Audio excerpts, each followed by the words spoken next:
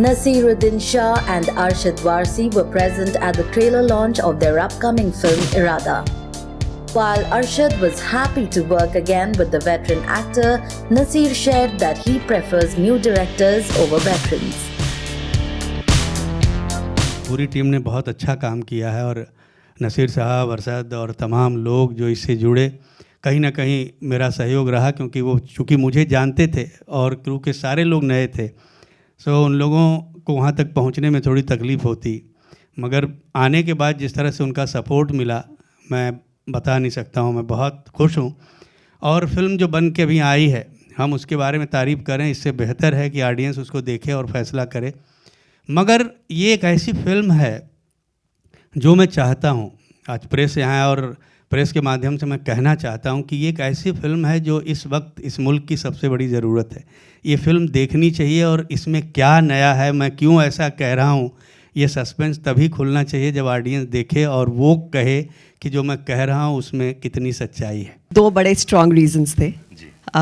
मैं नसीर साहब की बहुत बड़ी मुरीद रही हूँ और अरशद की भी, और जब इन दोनों को सिनेमा में एक साथ देखती थी, दो फिल्मों में देखा उन्हें एक साथ, बड़ी ज़ोर से मेरा मन किया कि एक फिल्म करूं जिसमें दोनों एक साथ हों। And this was offered to me and it was a beautiful role. Aparna ने बहुत खूबसूरत रोल लिखा ये वाला, एंड थैंक गॉड ये बहुत स्वीट सा रोल नहीं था मेरे लिए, तो ये मेरी दूसरी इच्छा थी कि कुछ ऐसा करूं जिसमें बहुत सारी लेयर्स हों। सो मज़ा आया ये करके, और to share the screen space with these wonderful actors and to do something that I haven't done before, so that was great.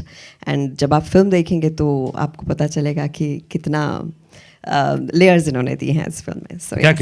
We are just happy that the film's releasing अभी 17th को, and trailer हम सब ने देखा and I think we all enjoyed it. It's a very fast-paced film, and yes, you guys will have to just go watch the film for me to even say anything more. So I'm just going to rest it out here.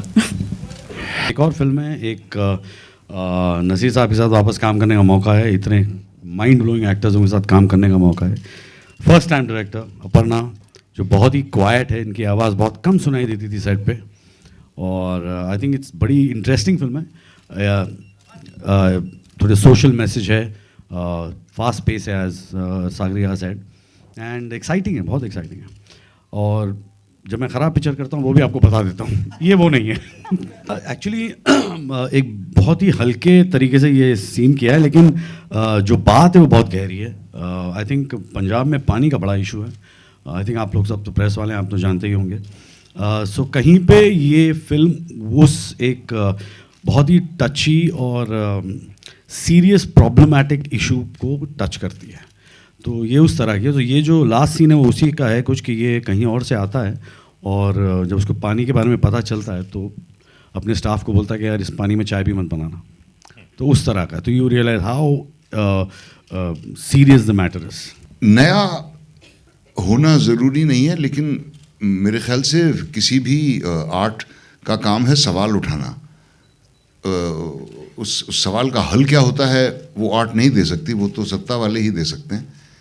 लेकिन चाहे painting हो या writing हो या film making या theatre या जो भी हो, इम्पोर्टेंट सवाल उठाना हमारा काम है।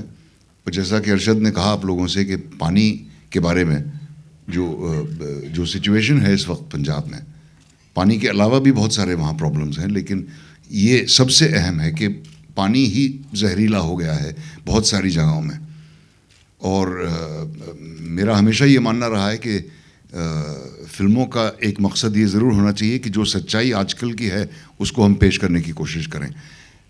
ऑडियंस का मनोरंजन करते वक्त इस बात का भी ख्याल रखें। मनोरंजन करना तो बहुत ज़रूरी है, क्योंकि आप कोई भी सीरियस बात कहें, अगर कोई सुन नहीं रहा हो तो उसका फ़ायदा क्या।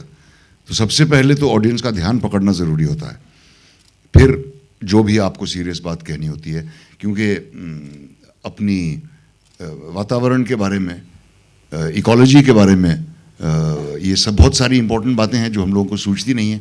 ये फिल्म उन सब टॉपिक्स को छूती है। मैसेज स्ट्रेट देने से बेहतर होता है हमेशा उसको अंडरलाइन करके सटली बताया जाए। आई थिंक प्रीचिंग, लेसन देना ये हमारा काम नहीं है। जैसे नसीर साहब ने कहा कि एंटरटेन करते हुए अगर आप बात दम से कह दें, और मुझे लगता है वो फिल्म ये कह रही है. सो डायरेक्टली आपको नहीं कुछ कहा जाएगा, लेकिन फिर भी इतनी स्ट्रांगली कहा जाएगा कि आप उसे जहन में रखकर ही बाहर निकलेंगे और डेफिनेटली कुछ करेंगे इसके बारे में.